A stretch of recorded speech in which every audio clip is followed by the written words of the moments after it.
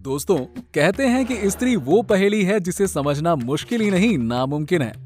यहाँ तक कि देवलोक में रहने वाले देवता भी कभी स्त्री के विचारों को समझ नहीं पाए। तो भला हम आम आदमी स्त्री की सोच को कैसे समझ सकते हैं? बात सही है ना? ये हर प्रकार की परिस्थितियों को संभाल सकती हैं। ये एक साथ अपने कई बच्चों को संभाल सकती हैं और आज के जमाने में तो काम भी कर सकती हैं, परिवार भी संभाल सकती हैं, सब कुछ कर सकती हैं एवं खुश रख सकती हैं। ये अपने प्यार से घुटनों की खरोंच से लेकर टूटे हुए दिल के घाव भी भर सकती हैं और ये सब सिर्फ अपने 2 हाथों से कर सकती हैं। इसमें सबसे बड़ा गुणधर्म ये है कि बीमार होने पर अपना ख्याल खुद रख सकती हैं एवं 18 घंटे काम भी करती हैं। जब भगवान ने स्त्री की रचना करने का विचार किया, जिसके बाद स्त्री को इस सृष्टि का सबसे अद्भुत रचना माना गया। स्त्री के प्रकृति को समझना मुश्किल ही नहीं, नामुमकिन सा लगता है। ऐसा भी कहा जाता है कि खुद भगवान से भी अपनी इस रचना को समझने में चूक हो जाती है। भगवान को भी स्त्री की रचना करने में काफी समय लगा था। देवदूत भी स्त्री की रचना करने में लग रहे समय को लेकर भगवान से सवाल करने लगे थे। अब बात करते हैं स्त्री की रचना की एक कथा के बारे में। भगवान को स्त्री की रचना करते हुए 6 दिन बीत चुके थे, फिर भी अभी रचना आधी अधूरी थी। ये देखकर देवदूतों ने भगवान से पूछा कि हे भगवान, स्त्री की रचना करने में आपको इतना ज्यादा वक्त क्यों लग रहा है? तो भगवान ने जवाब दिया कि क्या तुमने इसके सभी गुण देखे हैं?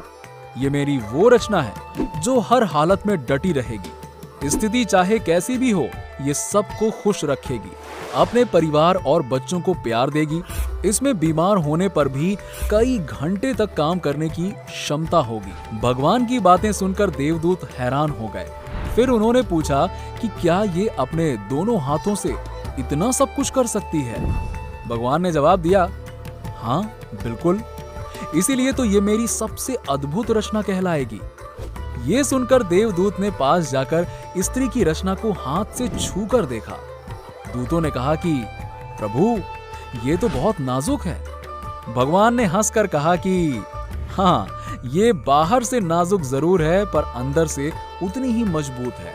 अर्थात ये कोमल है पर कमजोर नहीं। इतना सुनने के बाद देवदूत इस रचना के बारे में और भी जानने को उत्सुक हो गए। देवदूतों ने भगवान से पूछा कि हे प्रभु, क्या स्त्री में सोचने की क्षमता होगी? प्रभु ने कहा कि ये न केवल सोच सकेगी बल्कि इसमें हर समस्या से मुकाबला करने की क्षमता होगी। दरअसल देवदूत ने जब पास जाकर स्त्री के गालों को हाथ लगाया, तब उन्हें कुछ पानी जैसा प्रतीत हुआ।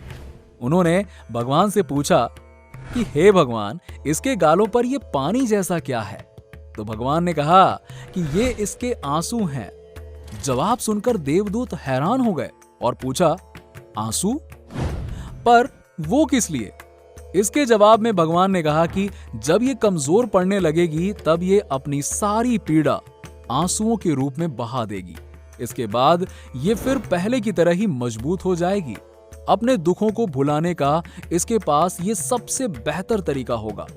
साथ ही भगवान ने कहा कि यही इसकी ताकत होगी। देवदूत ने यह सुनकर कहा कि भगवान, आप तो महान हैं। इस रचना को आपने बहुत सोच समझकर बनाया है। फिर भगवान ने कहा कि ये स्त्री रूपी रचना हमेशा अपने परिवार की हिम्मत बनेगी और हर परिस्थिति में निष्पक्ष रहकर समझौता करेगी।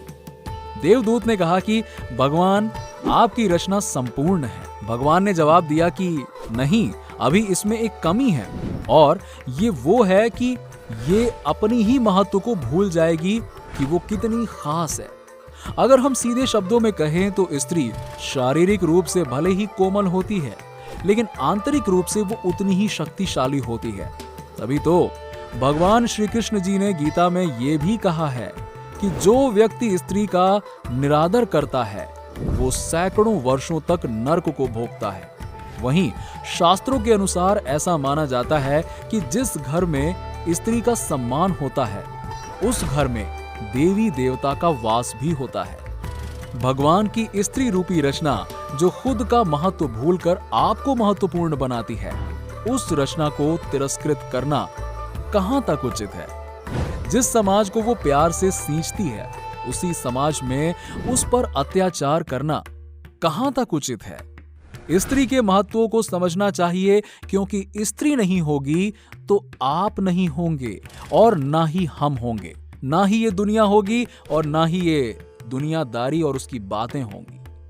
दोस्तों, स्त्रियों की आत्मा बिल्कुल ही छल विहीन होती है, उसमें छल की कोई भावना नहीं होती है। भगवान ने उसे इतना कठोर बनाया है कि वो किसी से डरेगी भी नहीं। वो एक रूप में दुर्गा होगी, लक्ष्मी होगी और सरस्वती भी होगी। भगवान ने नारी के सारे रूपों का वर्णन कर दिया है। तो आपको हमारी इस वीडियो के बारे में क्या कहना है? नीचे हमें कमेंट सेक्शन में जरूर बताइए। अगर आपको वीडियो पसंद आई हो तो वीडियो को लाइक करें, शेयर करें और हमारे चैनल को सब्सक्राइब भी कर लें। मिलते हैं आपसे नेक्स्ट वीडियो में, तब तक के लिए नमस्कार।